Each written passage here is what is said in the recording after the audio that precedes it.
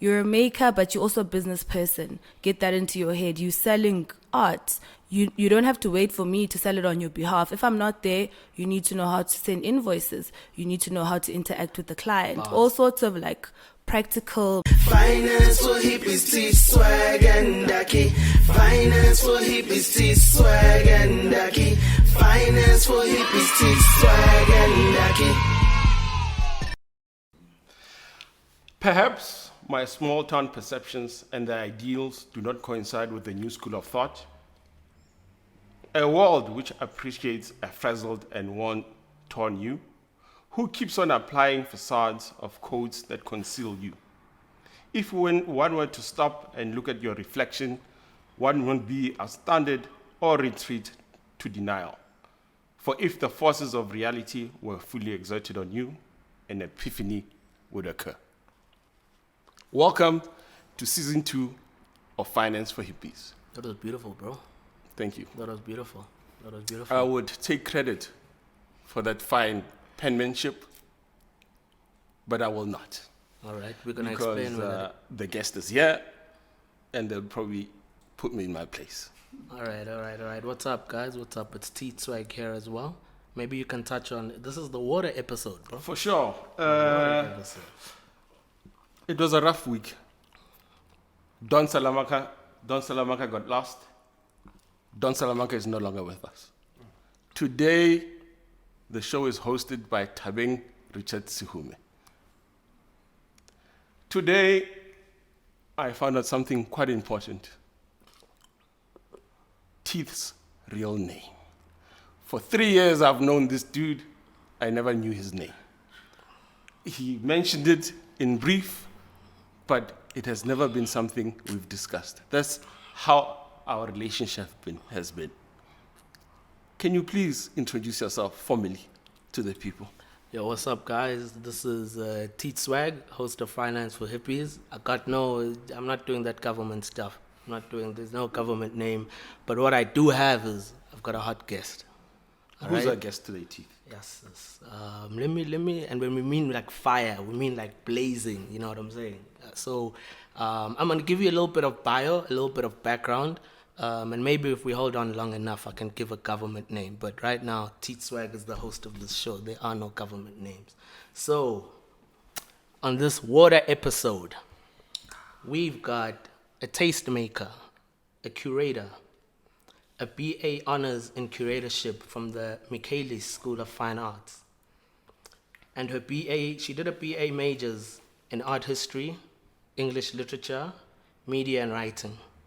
She's currently doing her MA in heritage and culture management, right? I'm blazing away, I'm doing this well.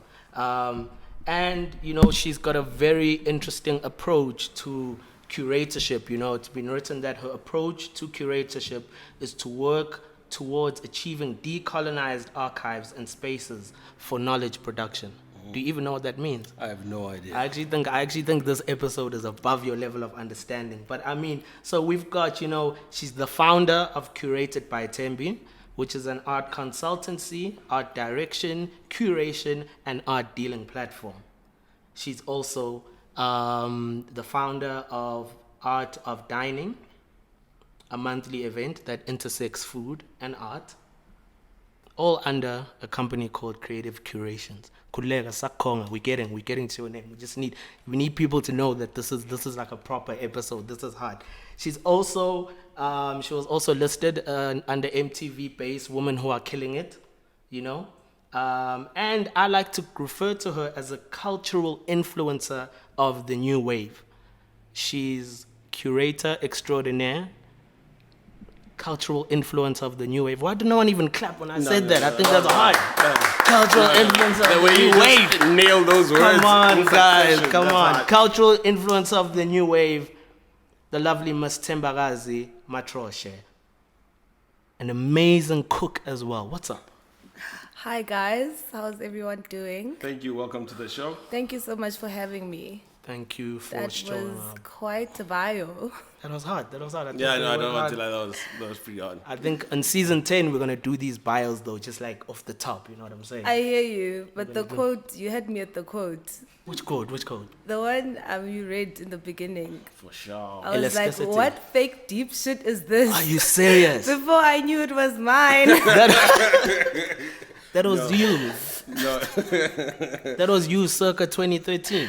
Oh my God, it's so embarrassing. Are you serious? Do you still write the poems? Creatively, not really. Oh, yeah? I think academia does that sort of thing to you. It stifles that creative energy. I haven't written creatively in so long. That's quite wow. We thought that was beautiful. That was titled Elasticity, right? Thank you. Maybe I might go back. Who knows? Are you serious? Sorry, no, you better go back. And apparently your cooking game is, before we get into the deep stuff, apparently your cooking game is also like, I got like CI, like private investigation information that like you really go in like in your cooking, I like was no about to jokes, ask, like where do you guys get all this information? we do our We're research. professionals. No, I'm a bit creeped out. I'm not gonna lie. Are you serious? So we're lying about your cooking. I mean, I am a good cook, yes. But I at the hear moment, you're a phenomenal cook. At the moment, I'm on this healthy tip. So, Okay. like, a lot of my meals are very, very health conscious and strict. What's your favorite meal to prepare? I love cooking a lamb stew with dumpling. Oh, Yeah, no. the best. Plus, this weather is perfect for that type of food. Exactly. Yeah, I know. So, But that's beautiful. That's beautiful. I think we'll touch on to a whole lot of things just about you as well. In that case, maybe give us a preface of how we're going to be doing this episode, please. What are our focal points and what's Thembi going to be taking us through? usually, Finance for Hippies kicks off with an alcohol beverage. Last week, we were sipping on mimosas with presidential sparkling wine. But today, Finance for Hippies has changed. Finance for Hippies has emptied its mind. We are now formless, shapeless. When you put water in a cup, the water becomes the cup. You put water in a teapot, the water becomes the teapot. Water flows, water crashes, water gives life, water can take life. Today, Finance for Hippies is drinking water. That's what's up. I said, empty your mind. Be formless, shapeless, like water. No, everybody's gonna get their gym Detoxing. stuff. You know what I'm saying? Yeah, we detoxing of life. You know. Funk is not happy with your choice of beverages. We'll just say that. We'll just say that. But yeah, so to just cut into it then as well. So this episode, we're obviously just going to be getting to know a bit about you. And I think one of the core things that we'll be touching on is your work as a curator. And how we think we're going to run through it is that the first half of the episode, we're basically just going to touch on what you actually do for artists, how artists can actually benefit from a relationship with you. And then we're going to look at collectors, how you work with collectors. So how you work with collectors, the benefit of that, and all the kind of work that you are trying to do as a curator. So those are the two ways in which we'll break down this episode into. Did we give the episode title? Art as an investment for beginners and an introduction to art collection. Exactly. So, I mean, if you can just take us through curation, like what firstly, just like, what is a curator and how did you even find that, you know? You a girl from Umtata, from what I know. So how did you find that, you know? What is a Okay. curator and how did you find that? So curating essentially is just managing collections and creating space for them in the traditional sense. So the first curators were people that would organize cabinets of curiosities back in the 1800s. And what Okay. they would do essentially is organize their masters' collections of anything that they would find on their pursuits or on their escapades. And with contemporary times, that has stuck around. But the idea behind curating is creating a space and protecting or preserving, as well as creating narratives around objects or artworks. So for me personally, the whole notion of curating is something I found quite early in my life, because I studied fine art in high school. And with all the exhibitions we used to go to, my teacher, who I'm still in contact with now, her name was Natalie van Veek, she would curate all of our shows, and she was very deliberate about teaching us about fine art terms, jobs in fine art, apart from being an artist, right? So things like being an art consultant, an art advisor, or an art curator. And when I went to university, I decided I was not going to study fine art. I wanted to study art history specifically, because I was already interested in writing and researching about art. So after the art history major in my undergrad, I felt that I got an education, but it wasn't quite practical. Like, the next best thing I could do was be an art writer, and that's not all I wanted to do. I wanted to have my own creative practice, right? And I think curatorship allowed for that, because we were exposed to the curatorial course, which is offered at UCT. And it's a 1-year honors course. You can come from any discipline. So you can come from an architectural discipline, a science discipline, accounting, marketing. We had so many people from different disciplines, and we all had our own interests. So I went in there wanting to know how to pull shows off, like from a practical point. How do you hang artworks? How do you write wall texts? How do you create labels? How do you write press releases? So the communication element, because it's a kind of job that allows you to engage with the public a lot of the time. You don't work alone. And then after studying curatorship, I was like, cool, I've got this course, and they call curatorship a skill similar to driving, right? So once you get your driver's license, you don't necessarily call yourself a driver if you can't really drive. So after I got the curatorship qualification, I still felt like I'm not quite a curator, because I haven't really curated my own shows. And as we all know, unemployment is real in South Africa. So as soon as I finished school, the first job I had was a research post at the Zeitsmoker in Cape Town. And I was just working in that museum as a researcher. I was engaging with the curators, but there were no posts that I could find that were paying well enough in Cape Town for curatorial positions. Then I decided, let me just move to Joburg. I had no plan whatsoever. Shout out to you. I moved to Joburg. And I decided I'm just going to do my own thing, So that's when the company came about, where I saw that, okay, there are a lot of independent artists who are in similar positions to me. They're not represented by galleries. They want to sell work, but they don't have access to people. They don't have clients. And I thought maybe I could bridge that gap. So I started off scouting artists that I liked, artists that had potential, because the idea was to look at emerging artists, not established artists. So then we'll go into it later around the collecting and so on. But that was my trajectory from the start, where I had nothing and I had to start somewhere.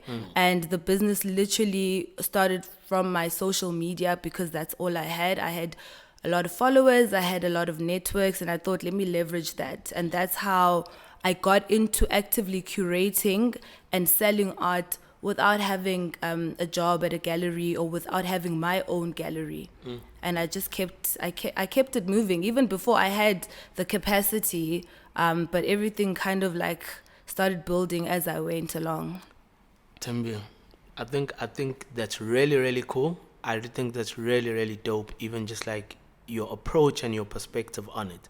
But I also think there's maybe a few things that you may be jumping over, because I think even when I'm really trying to figure it out from your background and how you kind of found yourself in the space of understanding that, I'm coming to Jersey with nothing. I don't want to, everyone, especially within our space, when I'm saying our space, maybe it's just black people especially. I don't want to make it even that thing, but a lot of people want to get into the space where you're artists, where you're makers.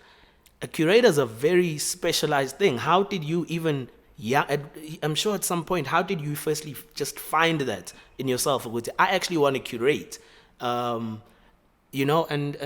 how do you get that realization, as a young black woman to be like, nah, this is the space that I actually want to kill it in?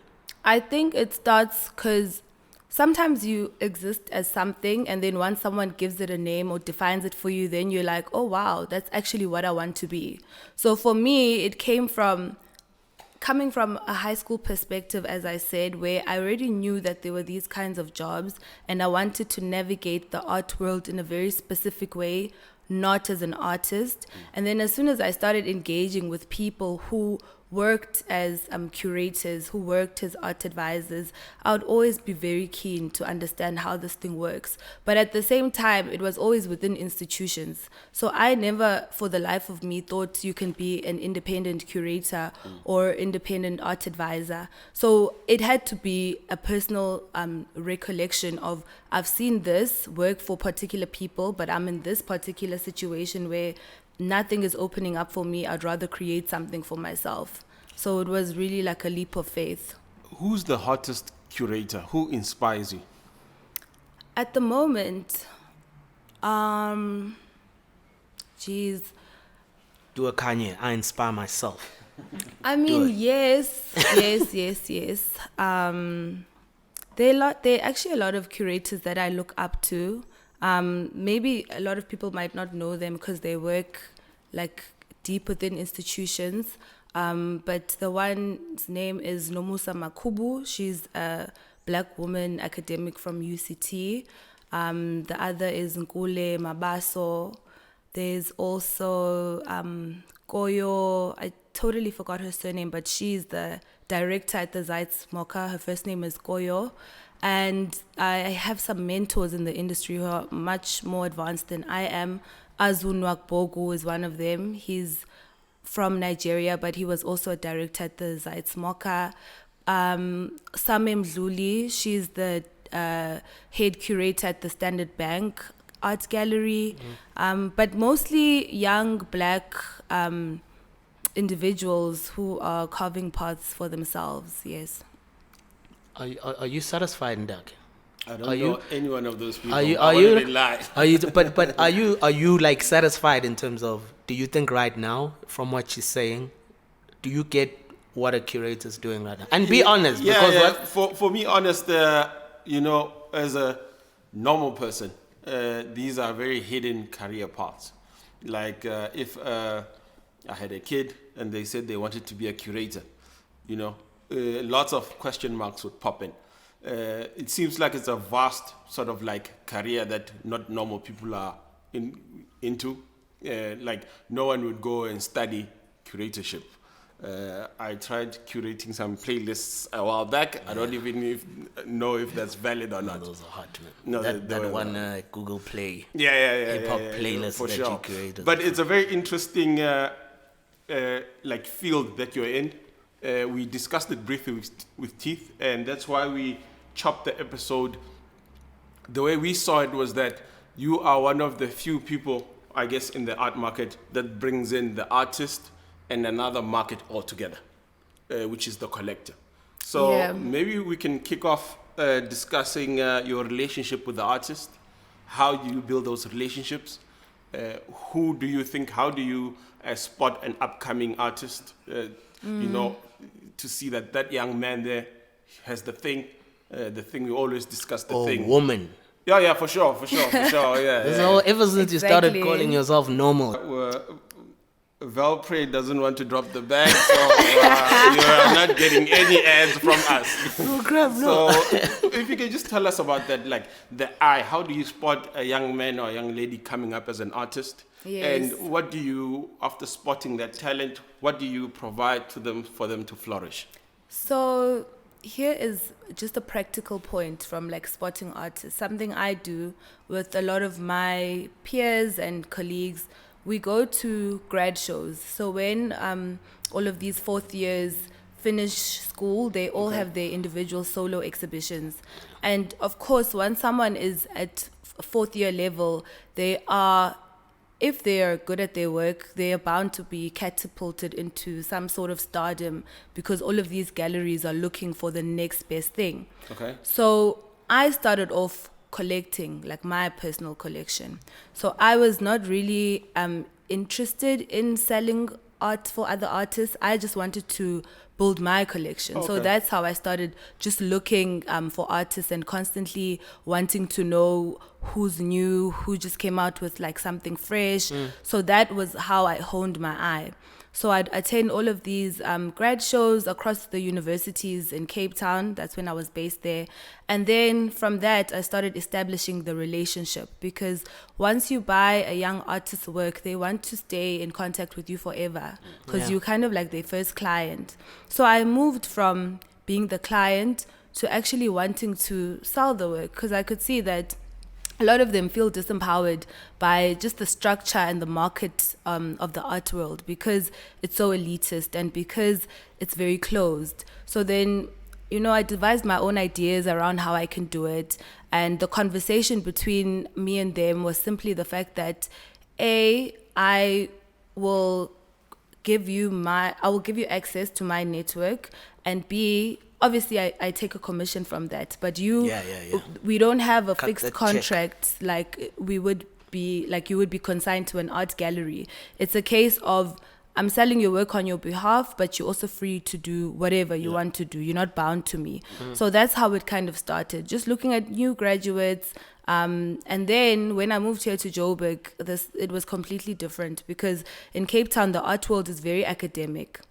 But when I moved this side, I started meeting artists who have studios on Constitution Hill, studios in Braam, self-taught artists, a lot of artists who are not necessarily visible within gallery spaces, but they're killing it commercially. A lot of artists who are not visible in South African galleries, but they're killing it abroad. So then I started to literally have a lookout on social media, where I'm constantly in communication with other artists, and I'll be like, let me know if you have a friend who's trying to, get their work out. So I literally always have my ear to the ground, and the art market is always moving. So I always need to know what's in, what's out, who's hot, who's not.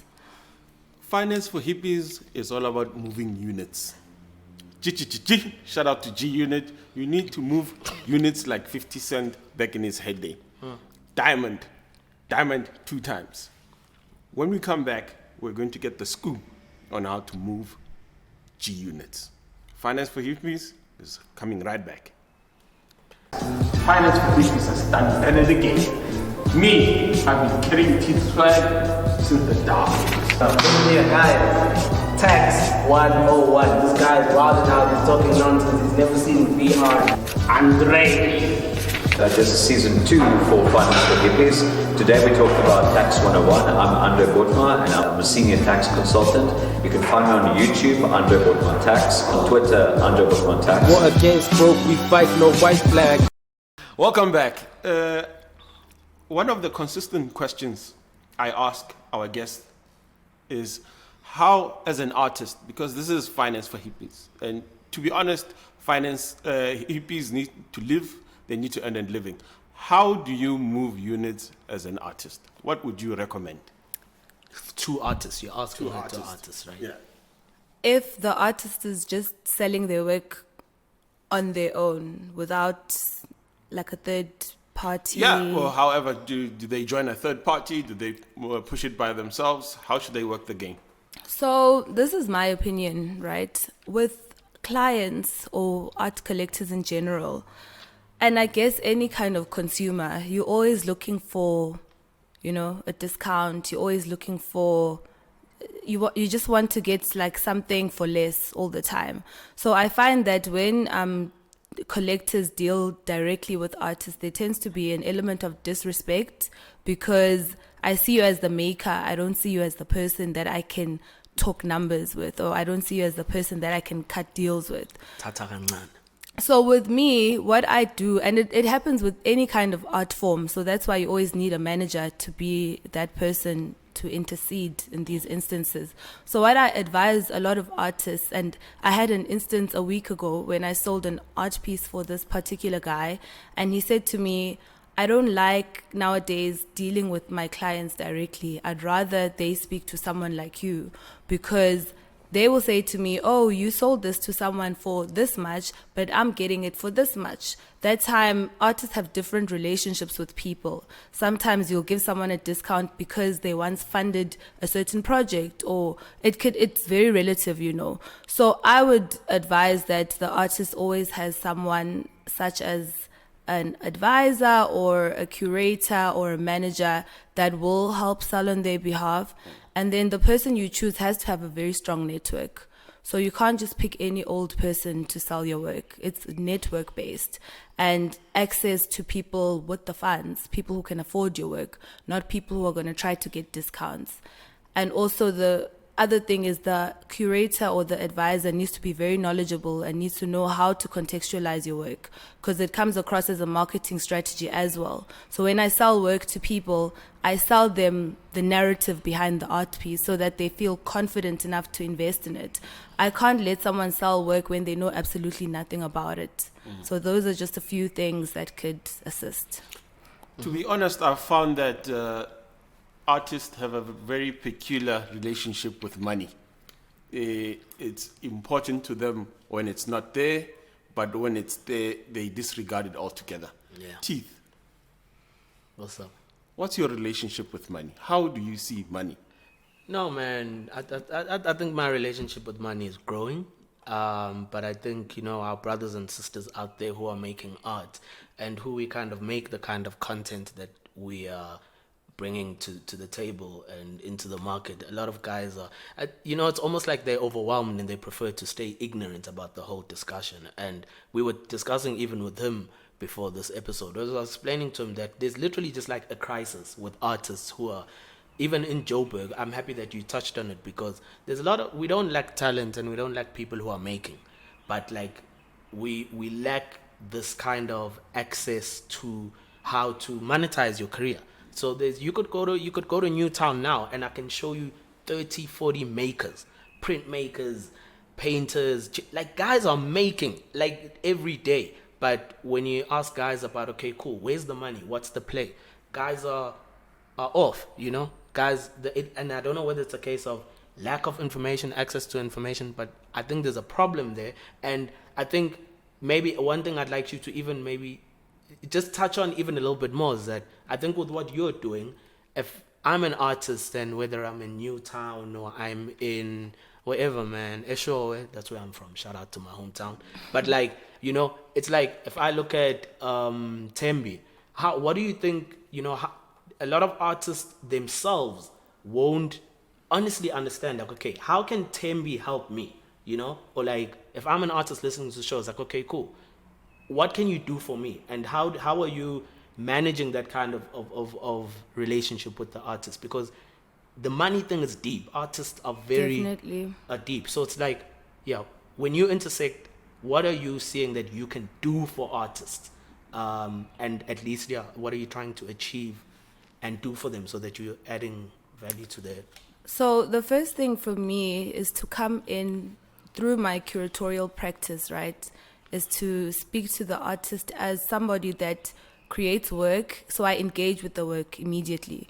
I'm not coming in as a salesperson. I'm coming in to engage with the work intellectually, to see if it stimulates me, to see if I find it pleasing aesthetically, to see if I would buy the work. That's the first thing with all the artists that I interact with. And if I feel that the artist is falling short in a certain way, I'll say, that's unresolved, or you need to work on that more, change your technique. So it's very practical. It starts from that point. I won't just be like, oh, it's amazing, even though I don't think it's not there yet. Because so you're honest as well. Yes, I'm very honest, and it's also because I've got my credibility to protect. So I can't sell work that I would never buy myself, work that I would never invest in. Then secondly, I need to help you understand how, as we spoke about, the monetization of the work, because I find that the art industry is very iffy about money, just in general. It's not even just artists, but I find that there's a lot of purity that happens around money, and we try to disassociate the art from the money because we don't want to taint the work. So a lot of the time, like, you'll go to exhibitions and you'll only get prices on request because they don't want you to know how much it's worth. Then it changes your perception of the artwork. So it has to be an educational process, because art students go to study fine art, but there's not one course that teaches them about finance. Exactly.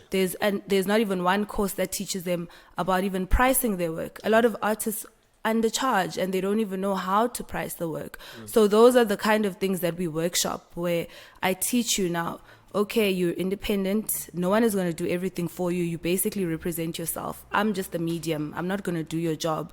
So when you come to me, the work needs to be resolved. It needs to be of a high quality. Secondly, you need to price your own work. I'm not going to price your work for you. I can help you. I can say, okay, let's look into the materials you used. How much time did you spend? So you give yourself like a rate per hour as the artist, and then you add your profits, and then I'll add my commission. But it becomes like a very practical conversation. Then after that, once we start to sell the work, I'll tell you, I'm leveraging my network, so there's certain things you can't do. Like, some of the people I interact with are very high profile. So you can't, let's say I sold an artwork to Black Coffee, which I did, by the way. You can't go around saying, oh, my work was worth so much, Black Coffee bought it. You don't know what that person is going through. You don't know what kind of lifestyle they're trying to maintain. So you can't go around, publicly proclaiming such things. So it's a process. Like, I'm very... You could never work with Ndaki. What's the first thing I'll break up? He'd release a song about it, a mixtape track about that just sold. Sorry, continue. But there's a lot that they don't teach art students in art school, which I've kind of like decided to do, just from a practical point of, you're a maker, but you're also a business person. Get that into your head. You're selling art. You don't have to wait for me to sell it on your behalf. If I'm not there, you need to know how to send invoices. You need to know how to interact with the client. All sorts of like practical measures like that. Yeah. And I mean, again, those are the types of things that we're trying to get into as well. The thinking from our side was always a case of, I know the experience of being in art school and then being like, okay, cool, now you're confronted by the world. How do I make money? Where do I ask questions about money? And nothing out there is packaged to explain money to you as an artist. So I'm glad that you're kind of seeing this part that you're playing, that there's such a much bigger role in terms of, educating a lot of these artists. And I remember, like, I've got a friend of mine who even 2 weeks ago, he hits me up with a WhatsApp message, and I'm like, he's a very talented artist. But I was just, I don't know, I sent him like a video of something, and his response to me was like, dude, you do business. I'm an artist. I don't, you're the businessman. I do. I'm like, what is he? I'm like, no way. This dude is seriously talented, but there's a lot of people who are like that. There's a lot of artists who are like that. And I think it's interesting to me in terms of what do you encounter just in trying to come up with these solutions for artists? What are some of the challenges that you are then finding that you're dealing with artists in terms of just the problems that they give you in terms of how you are trying to help them with access? What are some of the challenges you're getting from artists? I think the one is just thinking small. So it goes back to that lack of information or access to knowledge, right? You're highly skilled in this field of making the work, but now you can't see yourself within the bigger scheme of things.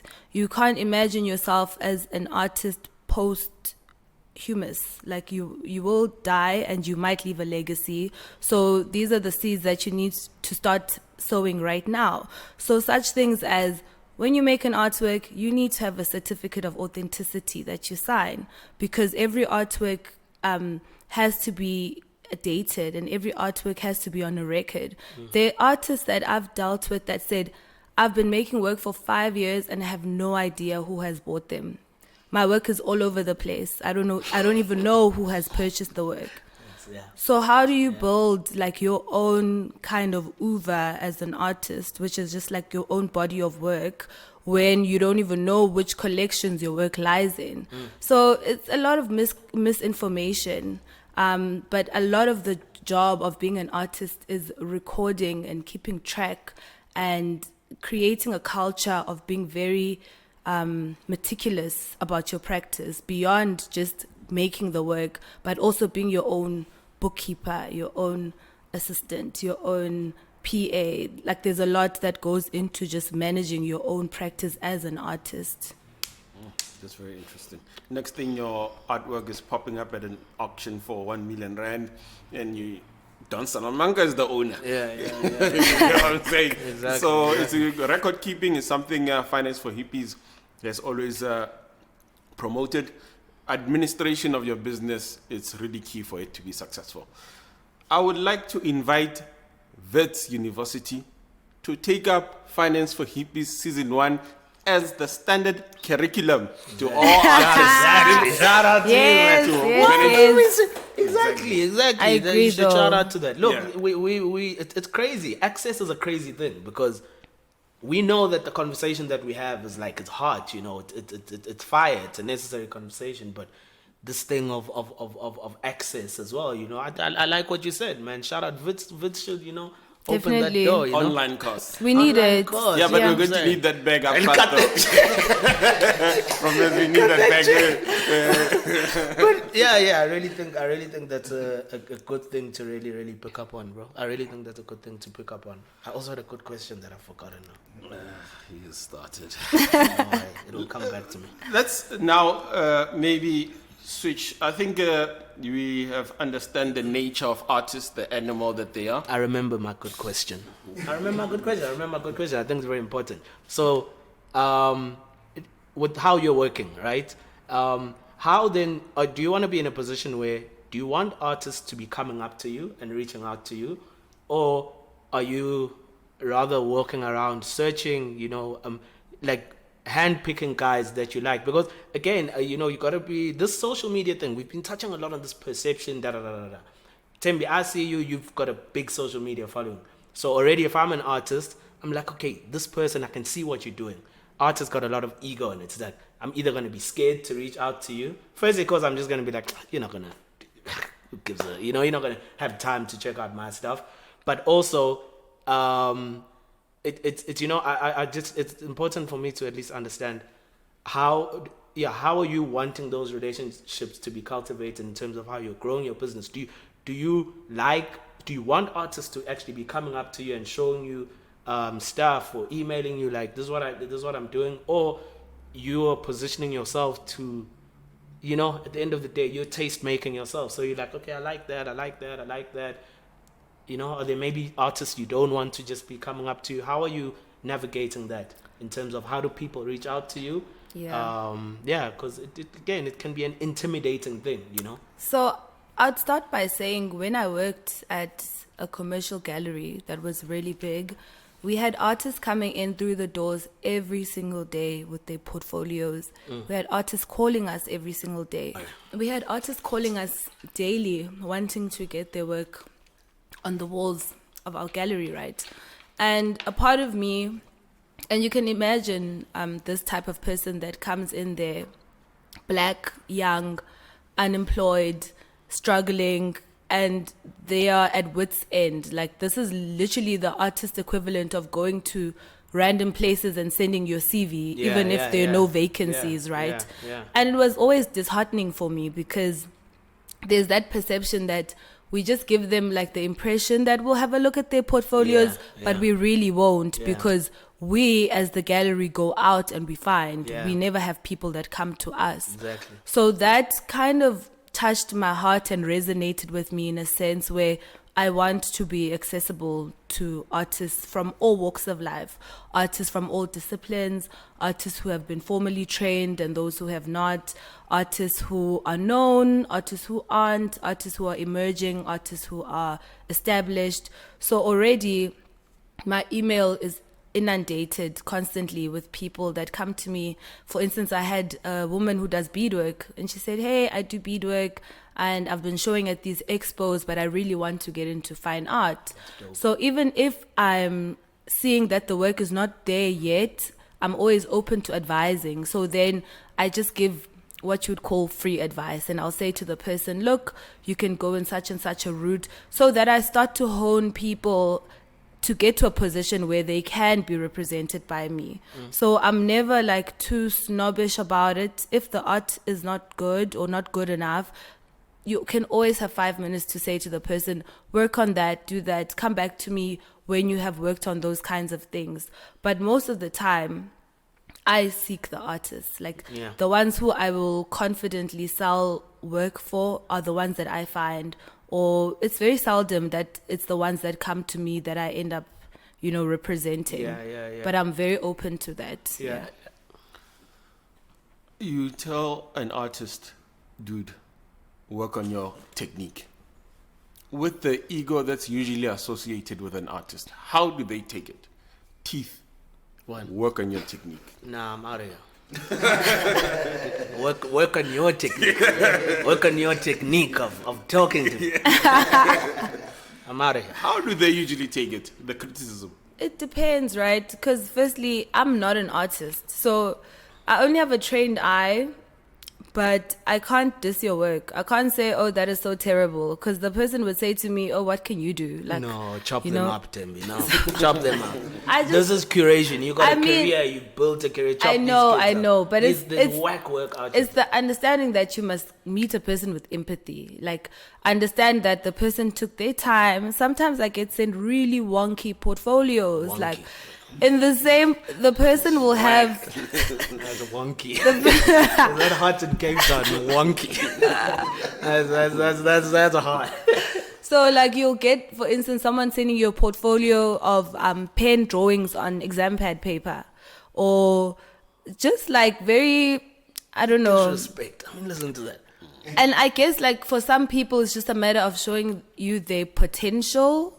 So there are levels to this feedback thing where you're like, honestly now, I have to tell you, like, start over, like, from scratch. But then there are some people whose practice is getting there but not quite. So you can give them practical advice, literally. If someone worked on, let's say they were experimenting with a new medium, like I have a friend who was working with cowhide, but then she bought synthetic cowhide, and the synthetic cowhide didn't burn as well. She was burning into it to sketch. So it didn't burn well, and we had to tell her, look, man, this thing isn't working. And she was showing at the gallery that I was working in. So she had like a couple of artworks that were on wood, which came out beautifully, but then the ones on the synthetic leather were not quite there. And we said, you can revisit this concept at a later point. We can see that you're starting to get into it. So maybe you need a bit more time figuring out the medium. So there you've given the person practical advice. You haven't said your work is horrible. Wonky. I swear to God. Sounds like you're a wanker. You're a wanker of an artist. It's a nice medium. You're wonky. Get this wonky edge. It's not going to sell it. Throughout this interview, our sound engineer, C-Funk, has been looking at that beautiful picture. He cannot keep his eyes out of it. Teeth, tell us about this. This is from Mr. Great Joy Ndlovu. It's actually from a friend of the show who's also a young art collector. Should definitely check him out. He was also a guest first season. His name is Kuda. So Kuda? It's Kuda Samkwanga. There's lots of Kudas. I think Kuda is the equivalent of the name Sipo. Sipo. Like Sipo Zulu. Sorry about that, Kuda. Kuda, we love you, bro. We love you. But so yeah, this is actually his and this is an amazing this amazing artist, Great Joy, he's doing a lot of great work as well. He was he's the same guy. He was on top billing. He's ready working hard. And Kuda obviously collects work. He collects African artworks, And I think we're trying to do is also just to get people to showcase some of their pieces, the young collectors on our platform. So as well, I think it's open to you that for the next, we're recording for another 8 weeks. So if there's guys who you think would be interested for our aesthetic, Definitely. we're also bringing that. No, I'm a What you're huge saying is that fan. Kuda came in early with great joy. Yeah, he came in early with great joy. He purchases some of my stuff that I've made. So, and he, again, independently as well, interestingly enough, like, it's crazy because you just started collecting.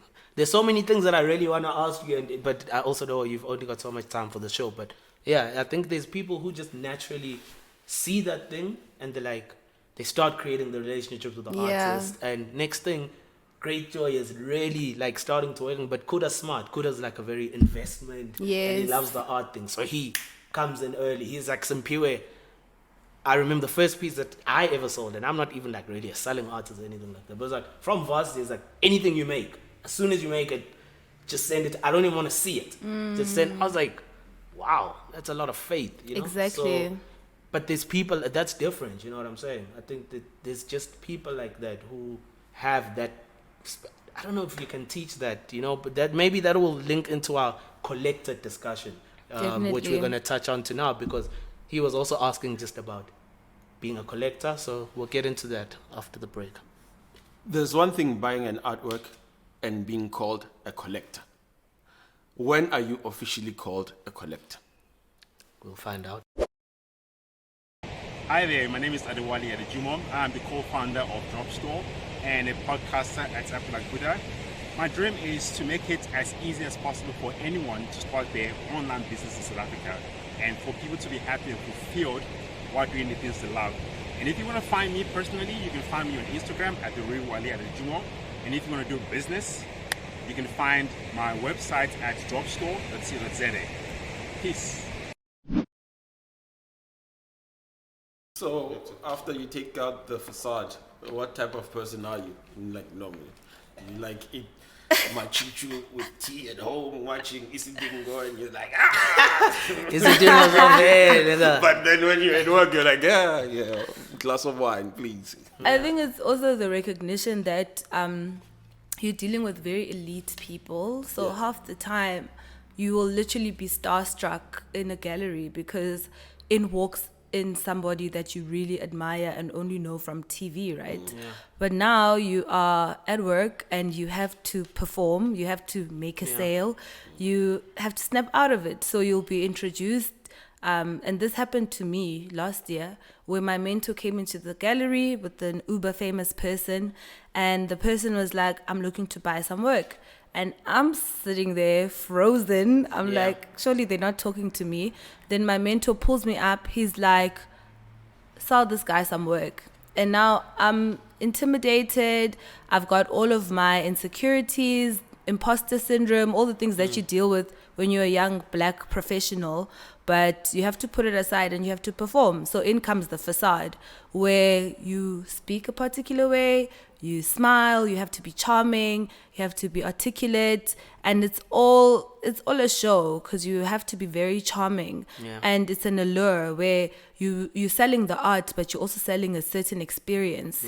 And you engage the client just based on what they see, how they feel, and obviously this work is going to go into their home, so they already need to gravitate towards it while they're still in the gallery space. So that's what I mean by a certain facade. We started recording, right? We're recording. We're going. Money is a very powerful thing. We're around collectors now, right? You had a question about what's the difference between a collector and a... Yeah. We're talking collectors. Yeah. Yes. One thing I'm coming to is that, no, I do. Okay. I was leading up to it. You disturbing me. Okay. Money. One thing I know is that once you get that paper, everything changes. Yeah. You become suddenly more refined. Yeah. You were drinking quarts, suddenly you're sipping on chilled Chardonnay. Yeah. You were eating that cheese, Melrose cheese. Next thing you're eating brie on crackers. Shout out to MASH. Yeah. Shout out to MASH, man. One thing I know is that to want to be a collector, you have to have the pocket, the bag, to really consistently collect fine art. Is this true? I beg to differ. Thank you. Please, let's go. Enlighten me, please. Because I'm pretty sure that 500 rands cannot really take me very far in terms of art collection. Please. Okay, so with the event that I throw monthly, the Art of Dining, one of the key intents is to educate people around collecting, right? And most of the people that come to the event are fairly middle class, upper sometimes, but most of the time I'm dealing with young professionals, students sometimes, but it's like, you know, your fairly middle class type of person who does not have a very huge budget, but they are interested in collecting art. So what I offer, and this is not, it's very common practice, even with galleries, where you are allowed to buy the artwork on installment. So you create a payment plan of sorts, and let's say you pay it, depending on how much the work is, you'd pay it within 3 months or 6 months, sometimes a year, but at the end of the day, it's about feeding the artist. So whatever plan that is put in place, it must be efficient enough so that the artist gets the money into their bank account. So you can lay by an art piece. Yeah. For $199 per month, paid over 36 months, you can get a great joy at a normal rate of 12.5% and 2% for Don Salamanca's services. What does that come up to? You're crazy. You can't get a great joy for 36 months. $199 per month. Let's see. $199 per month for 36 months. This is finance for hippies. Let's round it off to 200. So that comes up to 2,400 a year. That comes up to 2,400 times 3 comes up to 246. What are the numbers? 7,200. You can't get a great joy. 7,200. I just calculated that in my mind. 7,200. You can't get a great joy though for that. But also the period is way too long. Yeah, it's too long. Like I'm not 200 random. This guy thinks this is airtime. This is not airtime contract. This is value. So ideally, with the installment or payment plan, I will hold the work until the payment is made in full.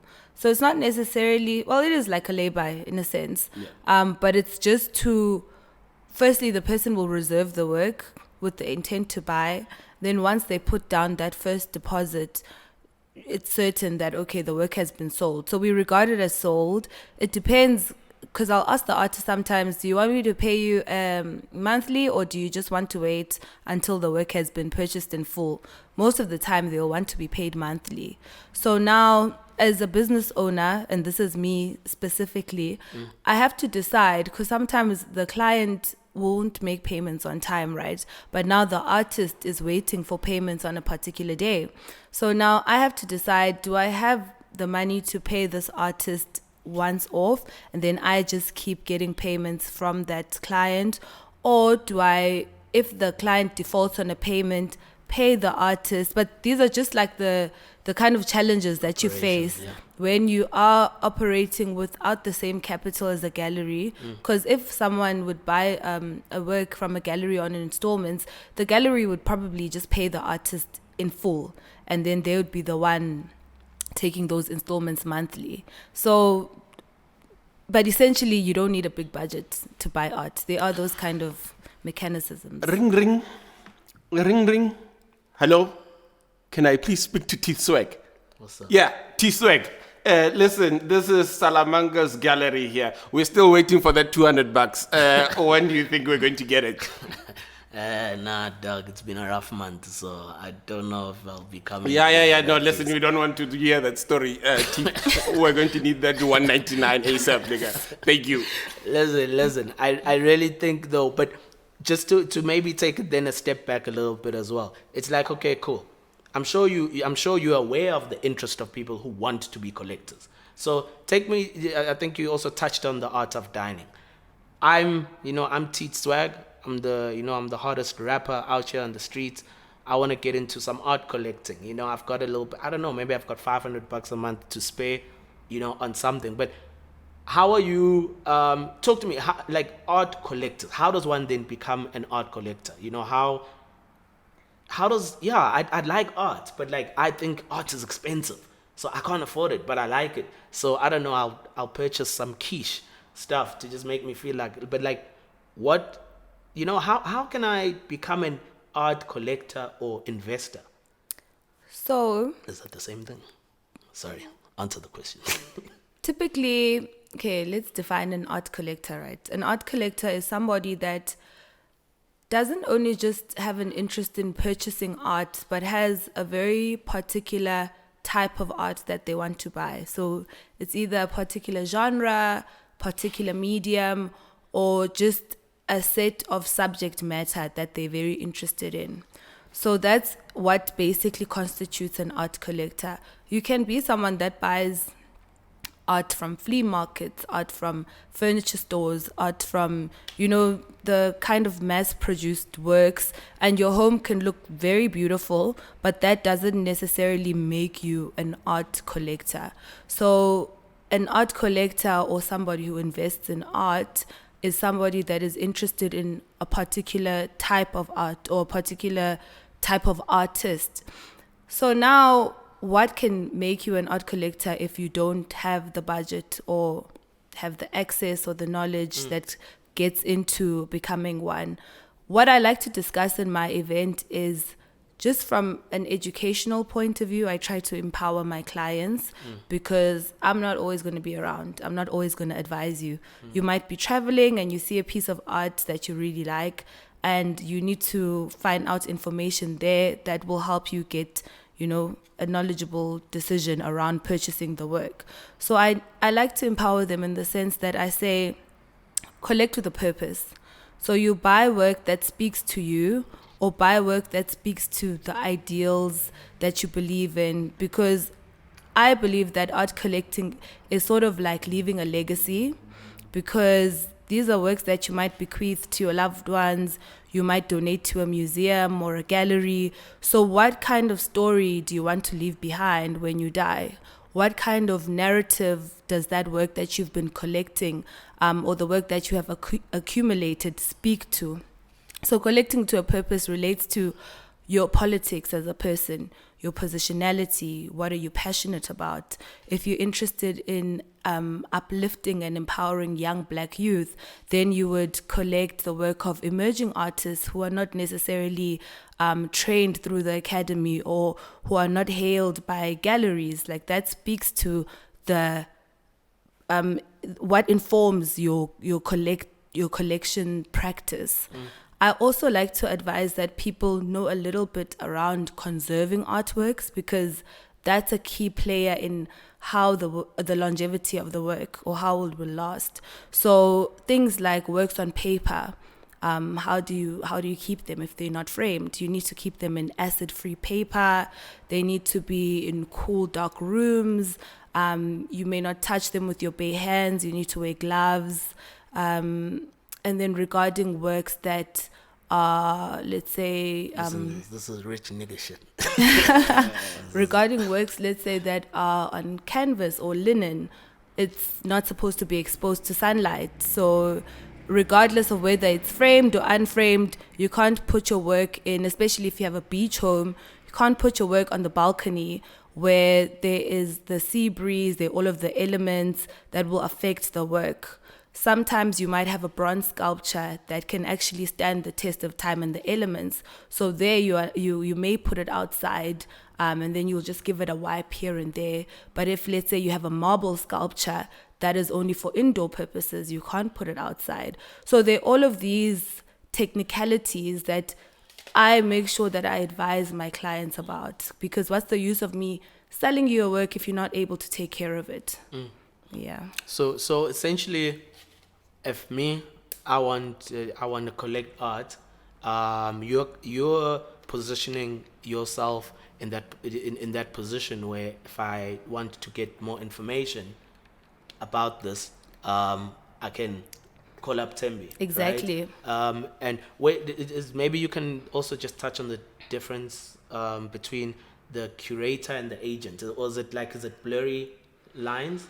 It art isn't, agent and a yeah. curator? It's not blurry at all because the curator is someone who works from a creative capacity but also as a project manager, right? Yeah. A curator is someone that puts things together, arranges things, deals with artists. So it's a very practical management and administrative kind of position.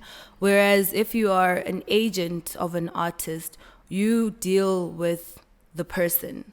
So sometimes curators don't interact with artists. Sometimes galleries have people that will go out, speak to the artist, bring the work in, and the curator will just decide what goes where. But most of the time, these kind of jobs bleed into one another. But there's quite a clear distinction. And with my position specifically, I end up doing both because I will curate a show for an artist, but I'll also advise them about their practice. And then I'll also advise my clients. So it's kind of like who are the collectors. So I do most, if not all. How deep is the collectors pool in South Africa? It seems like it's a hidden little market where they don't want to be disclosed. But how deep do their pockets go? I think it's actually quite large. It's growing. Like, for instance, last year, Forbes published a collector's edition where they had various collectors of different fields. But there was an art section, and you realize that art collecting in South Africa is taken seriously by all the big banks, FNB, Standard Bank, Nedbank, even Sanlam. All of these financial institutions have an element of the business that focuses primarily on fine art. Understanding that not only is art important for society culturally, but it also forms an intrinsic part of our finances. It's a big part of our investment, and it speaks to the heritage of our country, but it's also the value that we place on that heritage, right?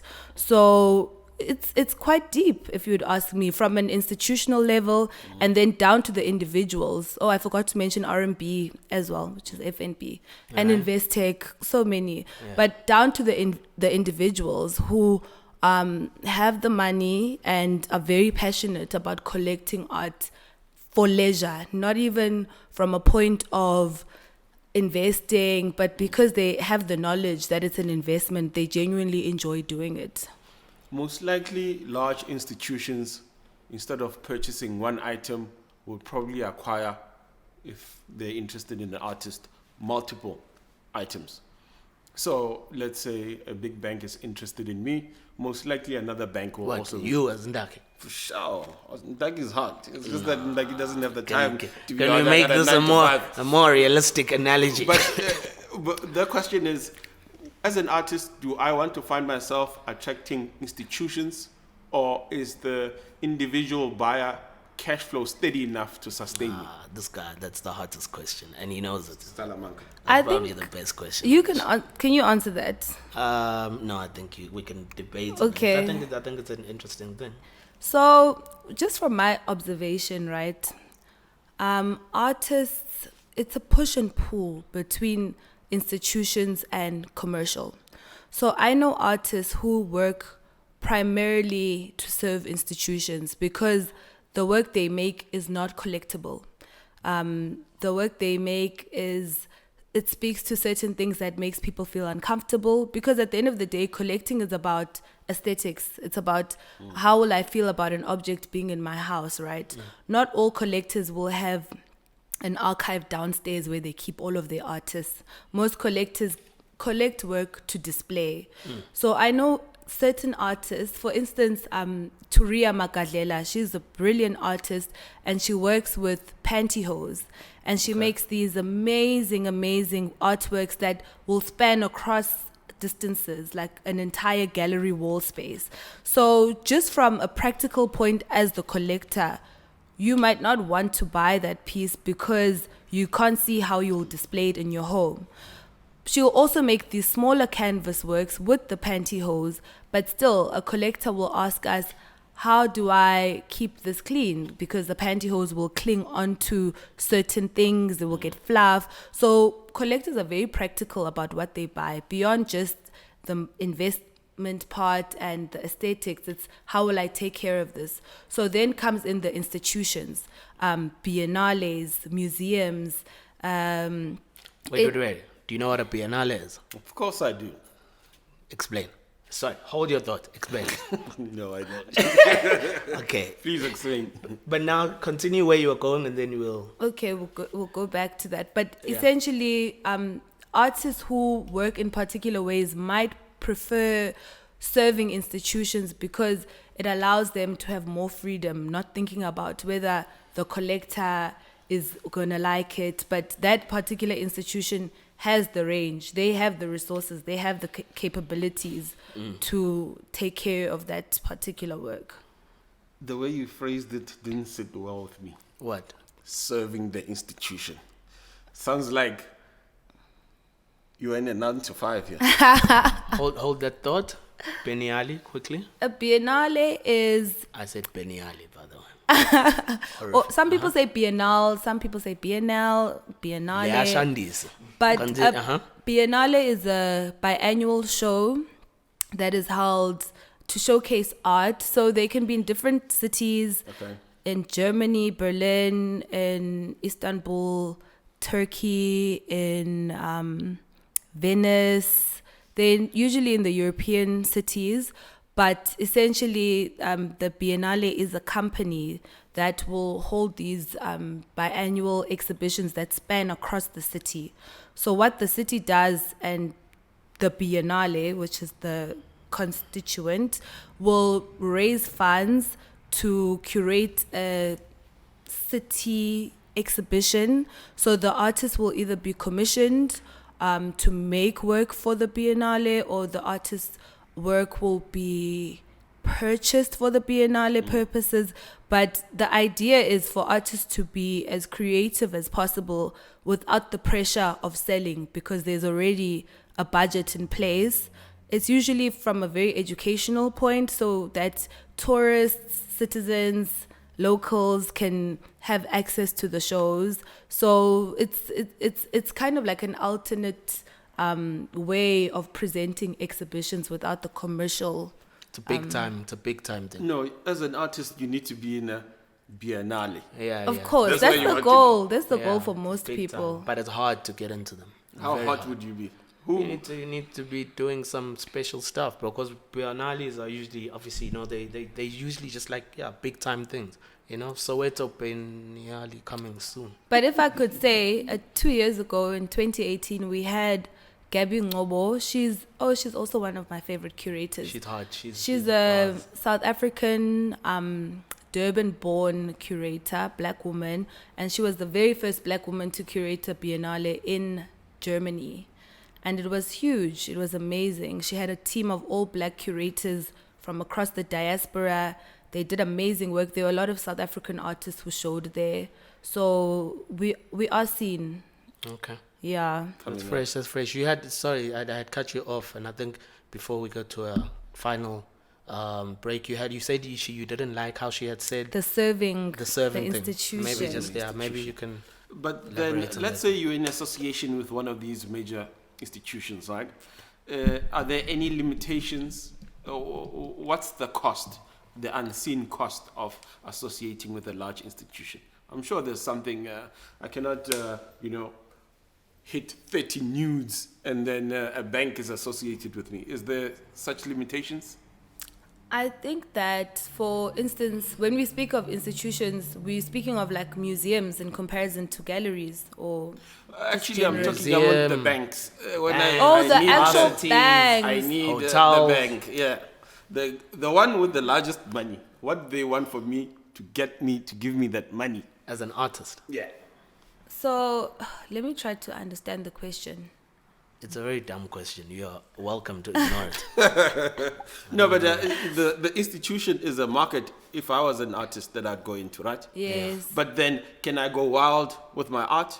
Or then do I feel the need to conform to certain conservatism for my art to sell? Because people in the bank aren't ndaki and teeth. You get what I'm saying? Okay, these are old, elderly people. Most likely they're attracted to a bowl of fruits there, other than an abstract You'd actually picture. be surprised. Yeah. So for instance, they have the Standard Bank Young Artist Award that they will award to artists who, it varies. Like, they'll have dance, they will have music, they will have visual art. But specifically with the visual art, I think the Standard Bank Young Artist Award is the most prestigious for a lot of artists in South Africa. It's the most recognized. Okay. So last year's winner was Blessing Ngobeni, and his work is very political, very radical, speaks against capitalism, speaks against basically all the big C's of culture, capitalism, just is a social commentary on things that banks, politicians, any person might be muddled up in, but somehow these institutions still engage with the work because their collections might be separate to their banking business. Hence, they have like a whole different division. So, for instance, Samim Mdluli is the director and the head curator of the Standard Bank Gallery, and she has a fine art background. So I believe that they trust those people for their expertise and what they're looking for, even if it might contradict with what the institutions are actually doing. Okay. I think I'd like us, maybe we'll do one more quick ad break and then we wrap up the show. I think I've got one more question or something interesting that we'd wanted to do, which should take like 5 minutes and then For sure. we wrap up the show. Hi, I am Minunkulu Ngoi. I am a Joburg-based visual artist, printmaker, as well as a zine maker. So I do publication and artist books in the form of zines under my alias Alphabet Zoo, under Alphabet Zoo platform. Right now I'm working from DJI, Deja Khafari Ngozi Studio, which is located at Victoria Yards in Veteran. My work is about social political ideas, specifically in colonialism. I've got an ongoing body of work called Umhlangano. It's about Amanazareta, which is people from the Shebe congregation. To see more about that, you can check me on my socials, which on Facebook I am Minunkulu Ngoi, on Twitter I am at Minunkulu, and on Instagram I am at Miningoi. So we're back, and we're gonna close off the show. We had an interesting thing that we wanted to just take you through, which is basically talking just about investing in art on a budget. So we're gonna give you some amounts, and you'll kind of give us some perspective of, if I'm a young collector and I wanna get into this art game, this elitist art game, but I wanna start collecting. How do you think I can play around with the little budget that I have? So we're gonna shoot 3 amounts or 4 amounts, because Ndaki is here, so the last amount needs to be real high.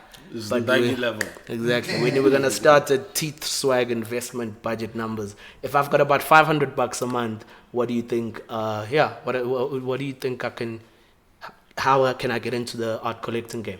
So you're speaking about spending 500 Rand once off, right? Once off a month. I can do this for the whole year. I would look at works on paper. So you've got your prints, which are your lithographs or your etchings. You've got your drawings. You've got your paintings, but primarily on paper. Okay. Those tend to be the least expensive works. And obviously with scale, it determines how expensive a work is. But I think for 500 Rand, you could get a good A4 sized work that is unframed, original, on paper. If it's a print, it might not be one of one. So it might be an edition of 10 or an edition of 15. And that's what affects the value of the work, because it's not original. Yeah. So there's many editions. Yes, exactly. Salamanga only messes with ones of Ndaki is not happy with that range. I'm good for that. I'm going in at that price, $500. I'm in. Yes. That's beautiful. Some little original works I can flex in my little living room or back room. So I'm good. Next amount, we say 2,000. Yeah, Salamanga will start off with the auction with 2,000. Daki's keen. He wants to get it. He's got 2,000 bucks a month. He calls up, curated by Thembi. You see this number, you make a good commission. So I think, and this is 2,000 with commission, which is even... No. No, you can add your commission. Oh, okay. This is after the commission. So it's 6,000 now. Let's go. Okay, cool. No, we don't exploit. So let's say the work, 2,000 rand is the artist asking price, right? I've got 2,000 that I can spend a month. I want to collect art. Yeah, and I can pay your commission. And I can pay your commission.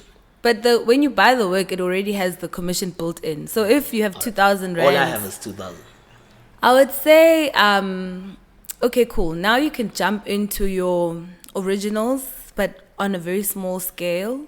So you might get a painting that's on canvas, but it will be acrylic paint, not necessarily oil paint. You might get a watercolor painting on linen. You might get, but these are very small pieces. It's not going to be... Sounds like I'm tiny. painting my house, man. Acrylic sounds like rooftop Not paint. even, I need the not primo even. stuff, but please continue. The thing is, like, artists usually use what is available to them. So the cheaper the work, the cheaper the materials are going to be. So it's still good quality. The pigments will be good quality, but you might have it in a smaller scale, and it might not be oil paint or an expensive gold pigment, but it will still be beautiful and do the job. So if it's the right artist, you think you can get a good artist who will grow in value at that price? Definitely. All right. That's good. Next price? Salamanca bumps up. It's bonus time. 20K. It's got 20K. 20K, now you can start looking into the larger works, right? So you might get yourself a good oil painting on a canvas, or a good chalk or charcoal sketch that is quite large in size. You might get something that's mixed medium, so it could be paint and charcoal. You know and sculptures as well. Well, we're not there yet, Okay, you're not because there. sculptures No, tend you're to not there be yet. sculptures tend to be slightly more expensive, All right, okay. depending on the material, though, because there are some sculptures that are made of blanket, paper mache, all sorts of alternative mediums that could also fit into that 20K bracket. 20K? No. I think you Salamanca can doesn't also- mess around with you can s- alternatives. I want a classic marble. You can also David. start, I want a David. For 20K, I want a David. Exactly. And you can also, I You think have for to bump the 20K, cheese up. for 20K, you can start thinking about a great joy. You can start thinking about a great joy, from what I know. At least like in your mind frame, you can start having an idea of that. Okay, cool. Where are we going to? We have to have one last number. We'd love to go up, but like... Salamanca let's has talk. made it. Now Salamanca can drop a good 200K. The jump from 20K to 200K, though. It's hardcore. Where would you like us to do? For 100K No, maybe? it's fine, because we're still speaking about the same kind of thing. So now... It's a fantasy though. Those guys are idiots. He'll never have 200K to drop. Now we're It's moving... not gonna happen. We're moving away from... Because I assume that the artists you would buy work of when you have a smaller budget are emerging, right? So if you have a good 200K, you can pretty much afford to buy the more established artists. No, the guy must live at my home for 200K. He must come here in the backyard So- and paint full time. You could probably look All at... my pieces every month. No one else. You My can story look is sad. at sculpture for once, but it might be a very small bronze sculpture. Jeez. It won't be... Because, for instance, like a larger sculpture can cost up to $20,000, you know. But then, and this is bronze. But then, if you, let's say, getting a small, let's say, 40 centimeters high, 40 by 40 by 40, that would cost you about, let's say, 200K. But then it would also depend on who the artist is, because now you're getting to a point where you're looking at the more established artists. Yeah. So you also get certain artists who make tiny sculptures, and you could get it for 40,000 rands. But it's because of that artist's provenance and who the artist is, who has bought the work, that allows them to sell at that rate. I don't know what provenance means. Neither do I. Let's just... I just made it. I got a bit of money. You're giving another number? Yeah. No, there's no number now. Who can I get to impress my newfound rich friends? And dinner. I called, well, not teeth. I called another friend of mine who's got money. And I'd like to start a conversation starter. Yes. A hot piece. I want to be hot now. I mean, I just made it. They need to respect me. Who do I get to get street cred? So do you want a sculpture? Do you want a painting? I just want to be the flyest dude. No. I'm not making logical decisions now. I'm making decisions. I got mad money. I got mad money, and I'm like, Curated by Thembi is going to make sure that when I bring black coffee to my home, he's going to be like, yo, who's that? You know? Okay, let me act like I'm advising you. I'm not just going to speak objectively. So I would say you would have to get a Zanele Moholi portrait. Okay. There are these amazing new portraits that Moholi just presented at a show in Cape Town at the A4 space. Very stunning photographs. Some of them are beadwork, but it's super large scale, very impressive. So if you are trying to reel in a crowd and have conversation, that would be an excellent work to have. Let's say if you wanted sculpture and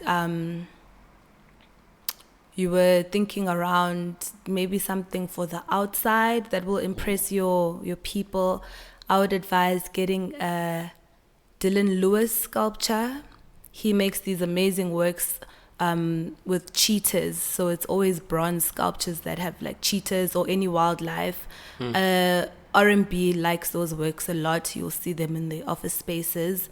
Or you could get a Deborah Bell. She makes these massive sculptures that are these serene Buddha-looking figures. So typically for garden spaces, because a lot of them will have a waterfall, and this is just to flex. It has nothing to do. I'm not playing games. It has nothing to do with whether because you could find one of those sculptures being worth 800K. Yeah. There's a particular sculpture at just flex, dude. At the Everard Reed by Brett Murray, and it was over R1 million. Which one? The head? No, it's a massive sculpture of a gorilla. All right. It's huge. It's really, really huge. So that was over R1 million worth. But that's when you're really, really flexing. Yeah, that's when you're really, really flexing. Yeah. That's dope. So I also think what would, if I had no budget, I'd cop a Rasta. If I had no budget, I'd go to Rasta. Shout out to our homie Rasta. Who says Rasta's work is cheap though? I said if I had limitless budget. Oh, a limitless. Personally, okay. if I had limitless budget, got you. I'm hunting down Rasta. I'm purchasing a Rasta. I don't care what he's selling it for. I'll give Rasta a blank check. Rasta, if you're listening to this right now, I need a portrait. John Salamanca needs a portrait of me, excluding teeth, of course. Nah, bro. He's doing Please come through. We need you on this show, Rasta. You're the people's artist. Your generations, your Karabo, your Tau. You're the one. Come through. Real talk, man. We've got mad love for Rasta here, but I think Thembi, you gave us some beautiful just insights, some beautiful messaging, some beautiful perspective on everything that you're doing. Maybe we can close off just on what's your vision, what's going to be going on for you, over the next year, where are we taking this? So this year, as you mentioned in the beginning, I'm currently doing my master's. So this will be in the beginning, by the way, right? sorry to cut you off. Okay. So we cool. So I'm back at school doing my master's in heritage and management culture. So I'm shifting my career because I'm more interested in policy that affects the arts and artists. So the vision ultimately throughout this year and next year as well is to kind of become an authority and a voice upon certain matters that affect artists, certain disadvantages that they face, that the state perhaps is not helping with. And with regards to my company and the initiatives that I hope to do this year, I just want to continue. So I really want to start doing the Art of Dining events again. Yeah. Because I haven't had them since last year in October. Yeah, we're pulling through to those as well. Yes, Sure. please. I'll invite you guys. So hopefully the Art of Dining will have resumed by March. And I'm also hoping to get more artists because the year just started, but I'm already meeting new artists. I've already sold a couple of works. Dope. So it's all about finding more people, finding more clients, and then doing a whole lot of creative interventions and projects. Yeah. That's dope. That's really, really cool. I think, as we said, we've got our space, so we're also open to, using what we have to showcase stuff visually. And yeah, man, I think we've had a beautiful show, which was curated by Thembi.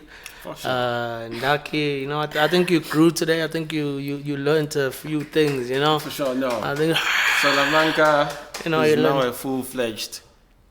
You can start collecting now. No, definitely. I can't collect for sure. You can start collecting now, and I think Thembi, I think it's really been cool. I think we've all learned a lot, and I think I still think you're gonna do some phenomenal stuff. I still think you're gonna disrupt this industry, but I also just look forward to seeing how you're gonna work with people, with artists, Thank you so much. with institutions, and I also think it's gonna be great. I think there's lots of people who want to see you win at what you're doing. I really think you need to be aware of that. There's a lot of people who want to see you win at it, and there's lots of people who need to see you win at what you're doing.